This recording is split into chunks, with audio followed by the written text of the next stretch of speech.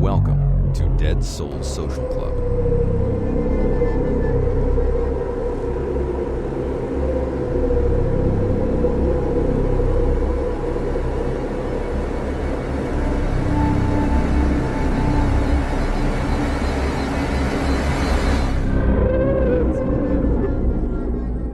Good evening, everyone.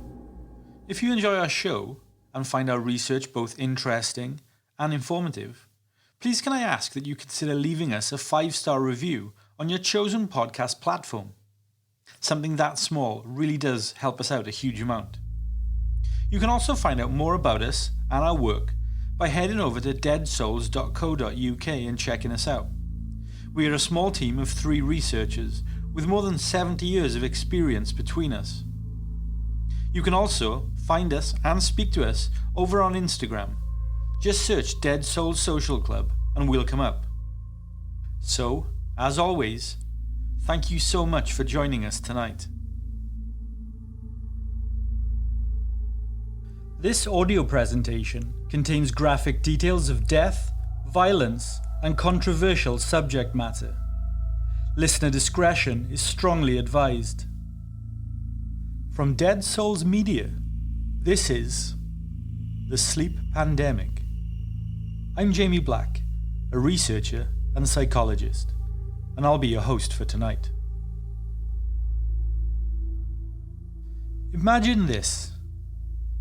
Imagine if you fell asleep, and when you woke up, almost all of your life had passed by. In what seemed like a few hours, more than 30 years had gone by. Your family, friends, and everything you knew and loved had gone, and the world had changed into something that you no longer recognized. It sounds like a nightmare, or possibly the plot of some kind of science fiction movie. Maybe you think I'm about to tell you a story about how someone experienced a time slip, or some kind of paranormal event, like something from a Stephen King novella. No. Tonight's show is about something much more real, something grounded in science and entirely evidenced. Tonight we are going across the pond to the Bronx area of New York City. In 1969, there was a patient at Beth Abraham Hospital named Leonard Lowe.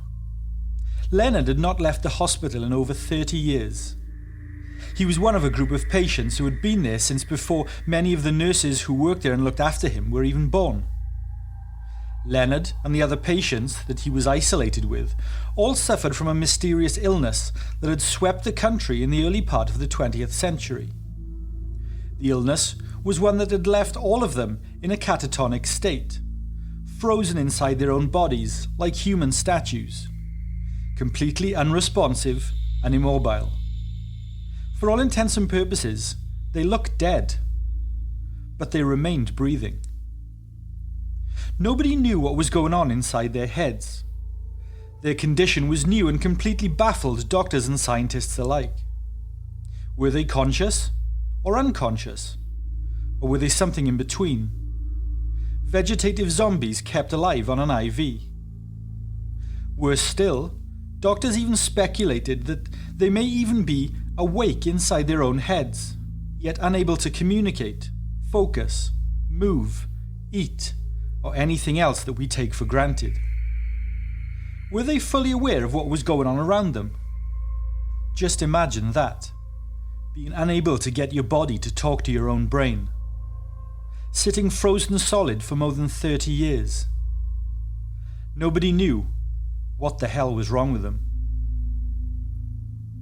Then one day in March of 1969, Leonard and the others were going through their daily routines with the orderlies, food, cleaning, medicine and so on, when the doctor, Dr. Oliver Sacks, a pioneering neurologist originally from London in the UK, came in with an oral medicine for each of the patients to take.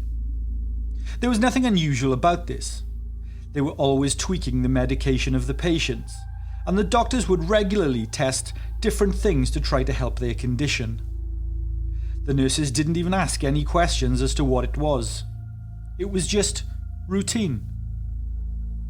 After Leonard took his medicine, they wheeled him into the recreation room where the other patients were placed seated around the television. Not that they could watch or appreciate anything that was on, of course, but they just stared into the middle distance, seemingly frozen in position. They did the same most days, the same old routine. But on this particular day, after staring blankly at the television for around half an hour or so, Leonard suddenly woke up, and he started to talk. This was an astonishing moment for the doctors and nurses, who had only known him as being in a vegetative state for over 3 decades. Where had Leonard been this whole time? What was the sleeping sickness that had put him in this state? And what was the drug that got him out of it? And the most important question, could this happen again and to anyone else? You see, at the beginning of the 20th century, the world was changing fast. Things were evolving at a breakneck speed, and new technological and scientific breakthroughs came continually. The world had just crashed through the Industrial Revolution, and now science, medicine and technology was playing catch-up. It really was a crazy time. The world at the turn of the century in 1900 looked like a completely different place to how it looked just 50 years later. I mean, just think about how many things happened in just a couple of decades. Things like people's homes got gas lines, and then indoor plumbing, and then electricity. Radio became a thing, and then movies, television. Cars were invented, then airplanes. Telephones and mass communication became a regular thing, and all of this happened in just 3 short decades. Then World War I brought untold devastation and killed more than 20 million people.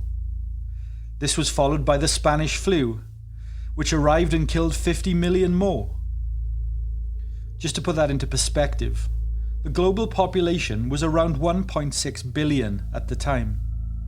So between World War I and the Spanish flu, around 5% of the whole world population was wiped out in just 4 short years. To add further perspective, for every 20 people that you know, at least one of them would have died from one of those 2 things. For all of the world's advancements, there was also huge devastation and tragic loss. But just as things were starting to settle down and the world looked like it was beginning to recover, a global Great Depression and an even bigger Second World War shook the world to its foundation.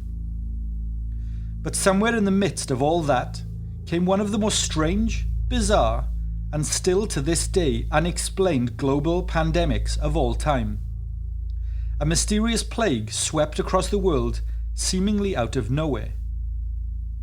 It all started in the winter of 1916 in Europe, when patients began showing up in hospitals complaining of an extreme malaise, a complete and total lack of energy. Patients reported quickly diminishing energy and the sudden and rather overwhelmingly strong urge to just go to sleep. Some patients showed other neurological symptoms too, such as tremors, palsies, and hyperkinetic movements. And in some very extreme cases, patients quickly descended into the complete catatonic states, almost comatose and unable to move or react to their environments. Human statues. Luckily, for most people, the illness ran its course, and they recovered and just went on with their lives, although many did also suffer some ongoing neurological damage. I'll touch on that later. But for an unfortunate few, a very small percentage of those affected by this strange new disease, the catatonic state that they had fallen into would become their permanent existence. Worryingly, more of these cases seem to emerge with quick regularity. The disease eventually received the attention of a doctor from the psychiatric neurological clinic of the University of Vienna, who had examined a handful of patients suffering with the disease. He would become the first doctor to write a scientific paper about the condition.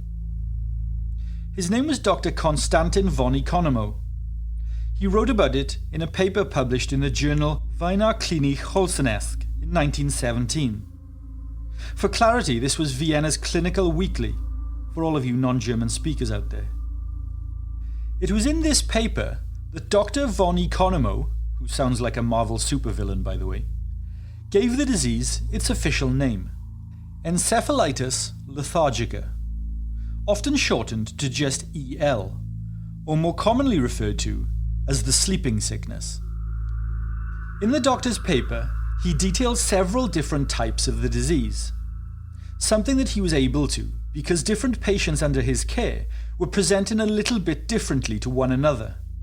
And because he was the first to publish, the name that he gave the condition kind of stuck. But so did his name with it. This is why you may also hear the disease referred to as the von Economo disease.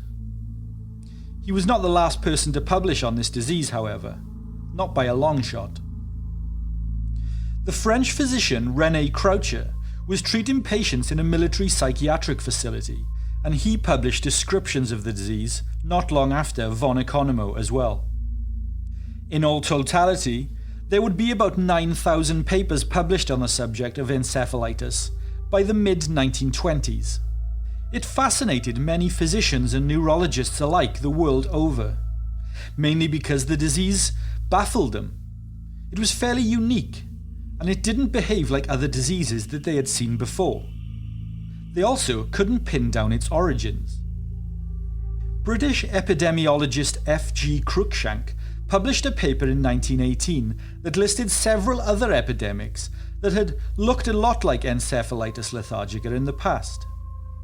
He referred to the German Kriebelkrankheit in 1672 to 1675, Raphonia, which occurred in Sweden from 1754 to 1757, and the sweating sickness in the United Kingdom in 1485. Encephalitis lethargica made its way to North America when the first case emerged in New York City on the 4th of September 1918. Within a month, 3 other cases were also reported within the city. Encephalitis lethargica then spread quickly across the continental United States during the tail end of 1918, and by the spring of the following year, it had been reported in more than 20 US states. The disease actually peaked worldwide in 1923, when 2,000 cases ended up in fatalities in the US alone. There were by then quite literally millions of people suffering around the world with the infection, and come the mid-1920s, it was about as close as you can imagine to a real-life zombie outbreak. Hundreds of thousands of people lost the ability to walk, talk, and function with the disease, spreading further and further with nothing short of global domination in sight, eventually impacting more than 5 million people across the globe. Then, in around 1925, the disease just seemed to, well, stop. It ceased just as abruptly as it had emerged. With the exception of a small few, new cases stopped emerging, and those that already had the disease eventually overcame it, albeit with some remnant side effects in a small number of recoveries. Those who had suffered with it just went on with their lives. The whole epidemic was almost completely forgotten about, with the exception of a few questions which remained. 1. The lingering question of what caused it. 2. The question of why and how it went away. And 3. There remained a small number of people who unfortunately just didn't get over the disease and remained in a catatonic limbo that went on for decades and decades. Over the years, doctors studied these surviving patients, looking for clues of the disease's origin and pathology, and while most of it remained a mystery, and remains a mystery to this very day, some patterns did emerge in the patient data. Dr. von Economo classified encephalitis lethargica into 3 unique forms: amyostatic akinetic, hyperkinetic, and somnolent ophthalmoplegic. The least common of these three was the amniostatic akinetic. In these specific cases, people experienced rigidity for extended periods, though they were also aware of what was happening around them. Just their movements were very, very slow. As Dr. von Economo wrote, quote, "To look at these patients, one would suppose them to be in a state of profound secondary dementia. Emotions are scarcely noticeable in the face, but they are mentally intact." Now, the hyperkinetic form presented patients with a manic phase at the onset, with involuntary jerking movements in their faces, hips and shoulders, and some involuntary vocalizations. But that was just the first phase. After that, they experienced fatigue, restlessness, and extreme weakness, which could last for several days at a time. It was during this phase that some of them who suffered would experience hallucinations and nerve pain in their faces and limbs. But the most common form of encephalitis lethargica was somnolent ophthalmoplegic. Its characteristics included confusion, delirium, and feelings of being in a dazed state. Other signs of the disease were cranial nerve paralyses and an overwhelming desire to sleep. Now, one interesting link that did get made by doctors at the time was between encephalitis lethargica and Parkinson's disease, which a lot of patients would go on to develop after the epidemic faded away. FYI, Parkinson's disease is a kind of an umbrella term for any neurological condition that causes stiffness, tremors, and slowed movements. So a lot of these encephalitis patients would recover, but then later develop a kind of Parkinson's, where they would become mentally and physically exhausted.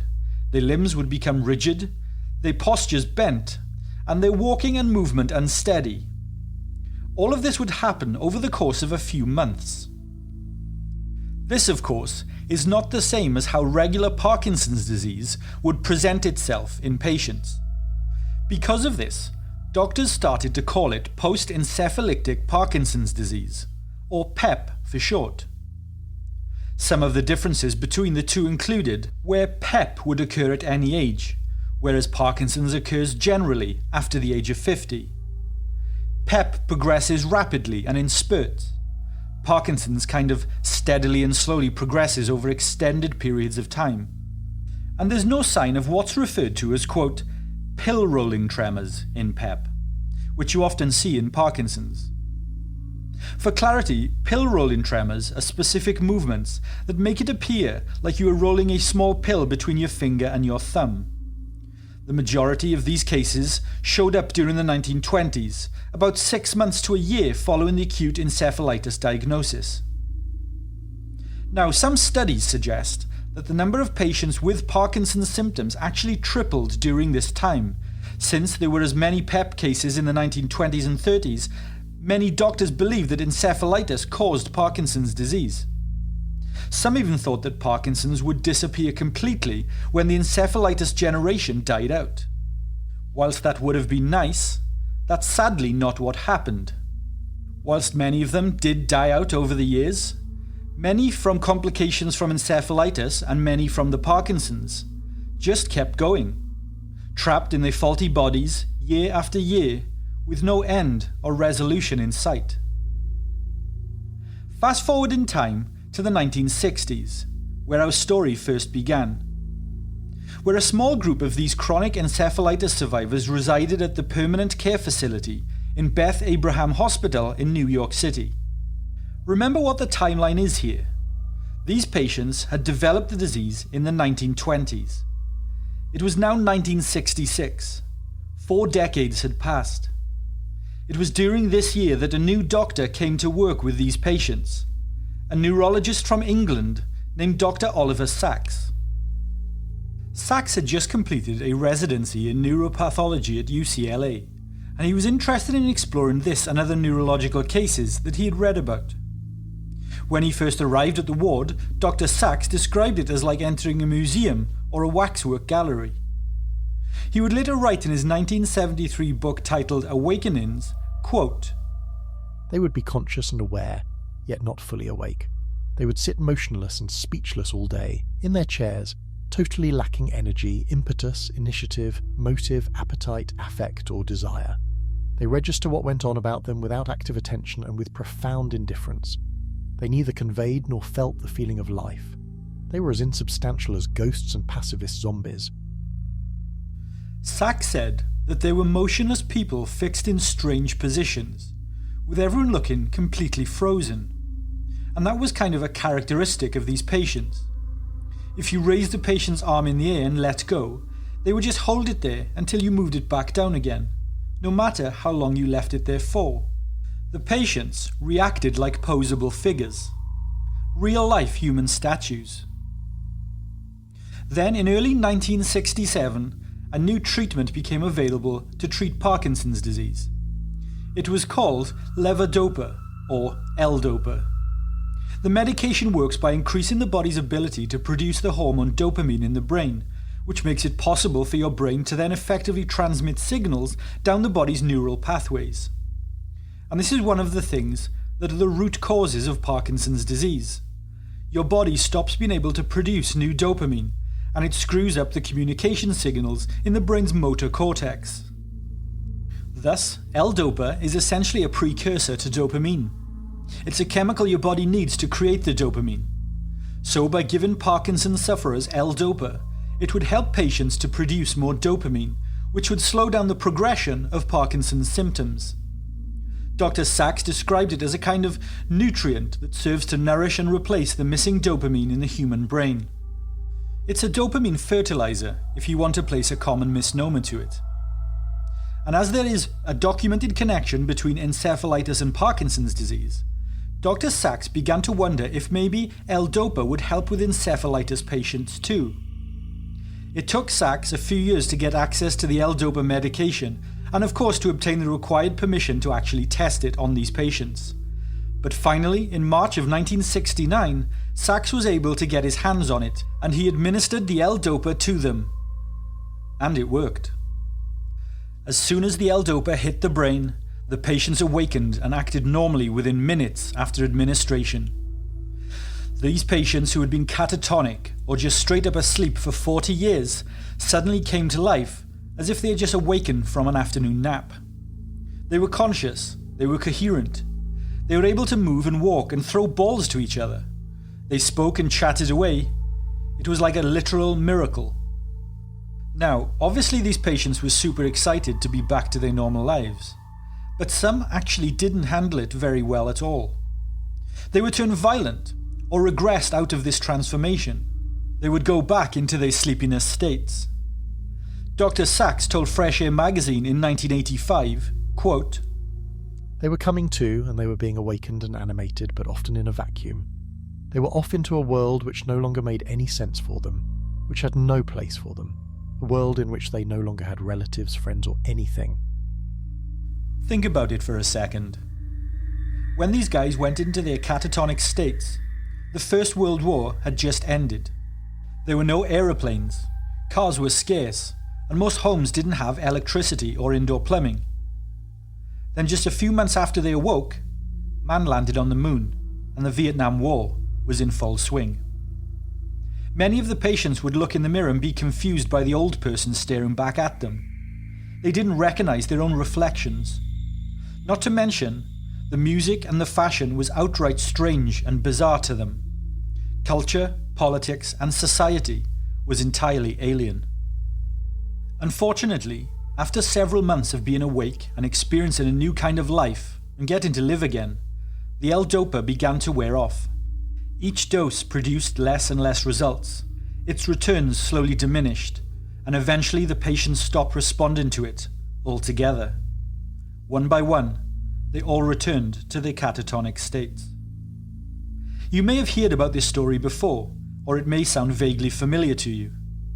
That's because Dr. Oliver Sacks and his story was turned into an Oscar-winning movie in 1990, starring Robert De Niro and Robin Williams. It's actually a great movie. If you haven't seen it, you should check it out. This year will mark 100 years since the end of the Encephalitis Lethargica epidemic. 100 years have passed, and we still have no idea as to what caused it. Theories have generally fallen into two main categories: toxicological, and infectious, with a third theory having sprung up in recent years. The toxicological theory obviously suggests that the encephalitis epidemic was caused by an external toxin of some kind. For example, a suggestion that emerged in the UK thought that it was caused by botulism or solamine, toxins that collect in potato sprouts. But Dr. von Economo actually ruled out toxic causes fairly early on, because none of the patients had any gastrointestinal issues upon examination and testing. The doctor also ruled out typhoid, polio, syphilis, and poison gas triggers. One thing that von Economo did notice, though, was that all of the patients displayed flu-like symptoms, and since the world was just coming out of the Spanish flu pandemic, the doctor thought that it was possibly encephalitis triggered by the flu, so sort of like an influenza encephalitis virus. Fun fact, the Spanish flu was not actually from Spain. No, the Spanish flu is believed to have started in the United States, in Kansas specifically. The name Spanish flu came from the fact that Spain was just the first country to publicly report on the epidemic. I'm just going to pause the episode here to invite you guys who haven't already done so to head over to our Patreon and sign on up. It gives you access to extra episodes, articles, blogs and research material, and all for just $2 a month. All that for less than the price of a cup of coffee. That's a hell of a bargain, I don't mind saying. If you are interested in joining us, head to www.patreon.com/deadsouls. We can't wait to see you guys over there. And for those of you who have already signed up, thank you so much. We are so ingratiated to have you with us. While you are there, reach out and say hello. Okay, now, back to the episode. There were previous instances of encephalitis associated with flu epidemics. Unfortunately, studies show that the brains of people who died from an influenza encephalitis had significant neuropathological differences than those who had died from encephalitis.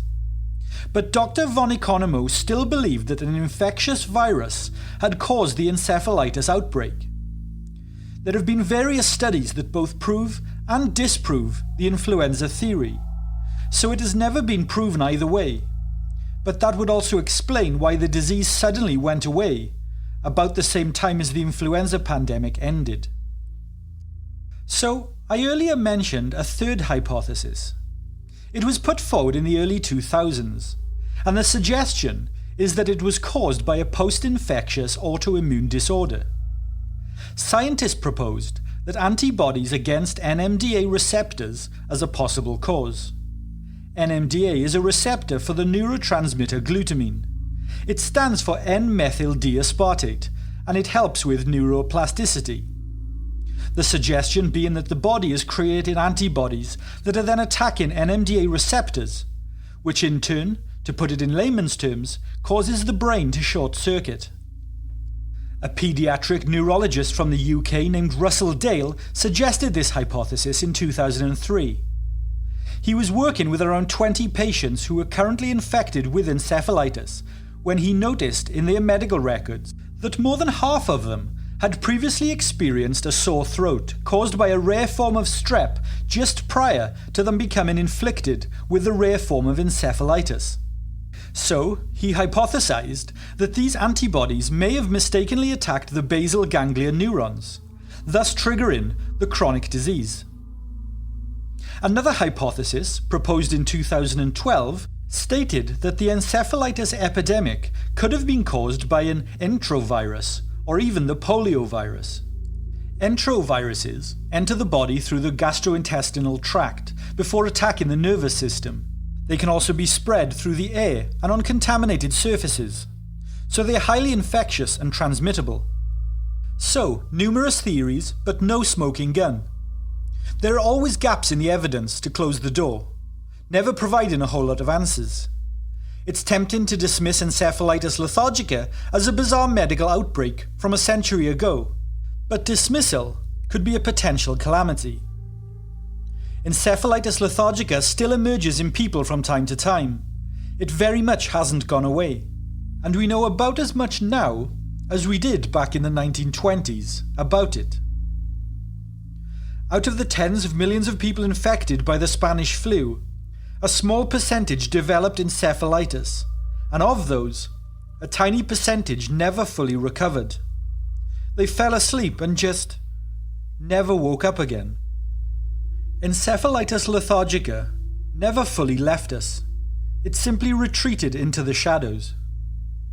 And with the recent COVID-19 pandemic, who knows if it, or something even more catastrophic, could return on a large scale once again.